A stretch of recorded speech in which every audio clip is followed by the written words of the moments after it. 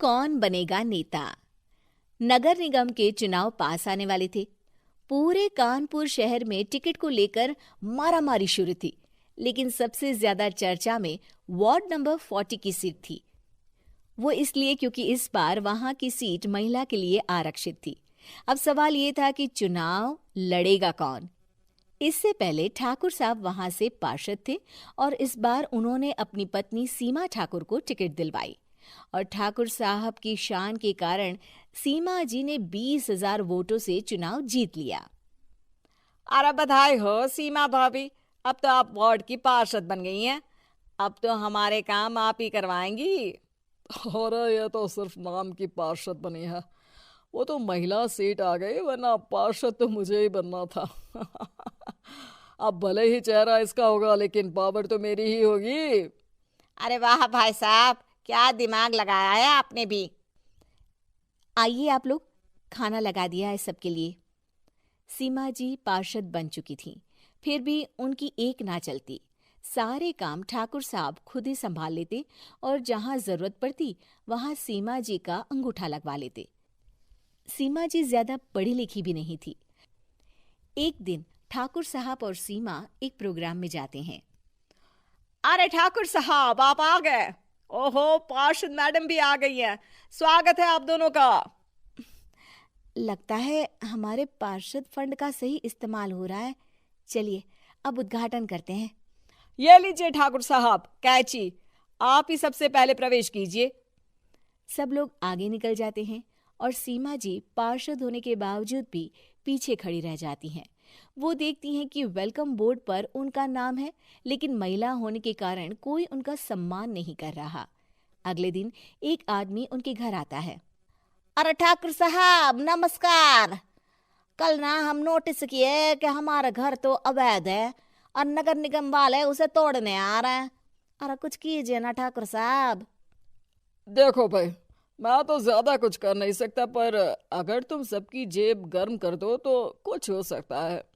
कुल मिलाकर 4 लाख लगेंगे। अरे 4 लाख ठाकुर साहब? अरे भाई, मैं अपने लिए नहीं मांग रहा हूँ। दरोगा है, इंजीनियर बाबू है, बड़े साहब है, सबको देना पड़ता है ना थोड़ा थोड़ा। बोलो है मंजूर? तभी वहां अचानक सीमा जी आ जाती हैं। अरे ये आप क्या कर रहे हैं? पहले इन्हीं लोगों से तो आपने वोट मांगे, अब इनसे ही पैसे ले रहे हो। अरे चुप रहो तुम, तुम्हारा काम है सिर्फ अंगूठा लगाना, तुम वही किया करो। मुझे दूसरे काम तुम मत सिखाओ, समझी? और तुम ना जाओ, अब पैसे लेकर आओ, वरना जेसीबी किसी भी वक्त आती होगी। सब कुछ ऐसे ही चलते रहता है। एक दिन सीमा जी और ठाकुर साहब को एक लोकल मीटिंग में बुलाया जाता है। वहां पर कई और अधिकारी लोग भी मौजूद रहते हैं। अब मैं चाहूंगा कि ठाकुर साहब हमारे बीच 2 शब्द कहें। मेरे प्यारे भाइयों और बहनों, आज मेरा सौभाग्य है कि मैं आप सबकी सेवा दिन रात कर पा रहा हूं। आपने मेरी पत्नी को भारी मतों से जिताया है, इसलिए मैं आप सभी का शुक्रगुजार हूं। मैं आप सबसे वादा करता हूं कि हमेशा की तरह हमारे वार्ड में किसी को कोई तकलीफ नहीं आने दूंगा। सभी लोग तालियां बजाने लगते हैं। अब मैं माननीय पार्षद मैडम को स्टेज पे बुलाना चाहूंगा। अपने नाम को बुलाया सुनकर सीमा जी एकदम चौंक जाती है। उन्हें बिल्कुल उम्मीद नहीं थी कि इतनी बड़ी जगह उन्हें मंच पर बुलाया जाएगा। जैसे तैसे वो मंच पर चढ़ती हैं। ऊपर जाते ही सीमा जी को सारी पुरानी बातें याद आ जाती हैं कि किस तरह उनके पति उन्हें कभी भी आगे बढ़ने नहीं देते और उनके नाम से गलत काम करते हैं। वो बोलने लगती हैं। मैं आपके वार्ड की पार्षद सीमा हूं। आप में से बहुत कम लोग ही मुझे जानते होंगे, क्योंकि इससे पहले मुझे कभी ऐसा मौका ही नहीं मिला।